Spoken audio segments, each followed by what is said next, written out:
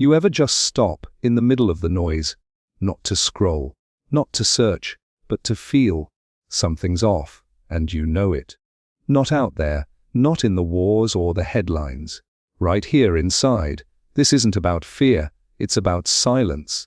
It's about walking through a world full of everything and still feeling empty. You got dreams, you got drive, you got data. But deep down, when it gets quiet enough to hear your own heartbeat, you realize the future you were promised ain't the one your soul signed up for. You were told to chase success, so you did, told to stay connected. Now you're always plugged in, but never truly present. You're building, grinding, climbing, but ask yourself, what mountain are you even on? The future feels empty, not because it's dark, but because it's hollow. We've traded vision for validation, purpose for performance, wisdom for noise, and the ancient ones, they warned us. There was a time when people sat with the stars, not under them, but with them. They listened to rivers like they were sermons. They looked into fire and saw themselves. Back then, time wasn't a thief, it was a teacher. But today, we sprint through life like it's a race, and when we get there, we realize we've been running in circles. See, the emptiness isn't in the future, it's in the way we imagine it. We've been conditioned to believe that more will fulfill us. More money, more followers, more speed, but no one ever told us that more without meaning is just noise at a higher volume. Now let me ask you something. When was the last time you were still? Not lazy, still. Still enough to hear your own breath. Still enough to let the dust inside settle. Because when you do, you'll find a question waiting for you. Whose life are you really living? The Stoics had a word for this. Ataraxia, inner peace. Not the peace of having no problems, but the peace of not being possessed by them. They taught that life is short, but wide, and you widen it by going inward. Lao said, "Hey, who knows others is wise. He who knows himself is enlightened." You've been chasing answers out there. But maybe the real question is, what have you been running from in here? We scroll past our pain, swipe through our longing, mute the voice that's begging us to slow down and listen. But ancient wisdom whispers, you are not broken.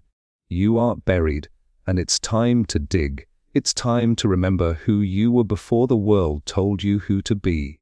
You were not made to consume. You were made to create. You were not made to compete. You were made to connect.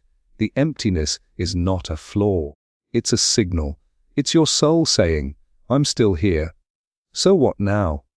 You stop looking to the future to save you, and you start showing up to the present to shape you.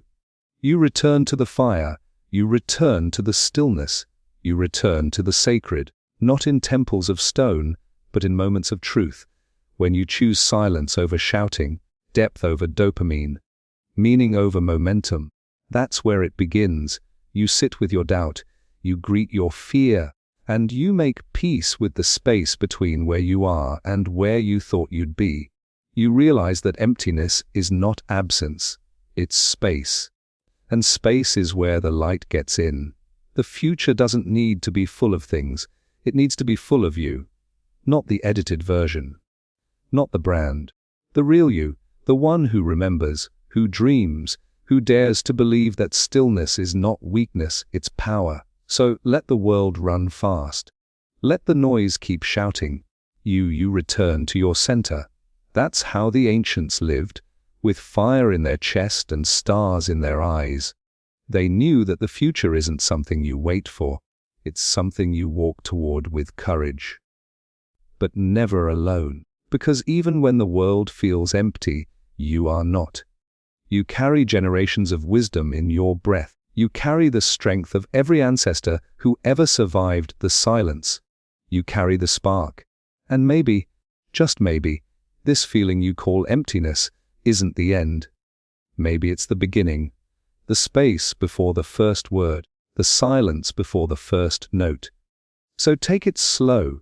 Not because you're lost, but because you're about to remember something the world forgot. You are not a machine. You are not a product. You are not your metrics. You are a soul. And the future, it only feels empty until you start filling it with what's real, not noise, not numbers, but truth, stillness, light. Now go. Not to chase something, but to become something.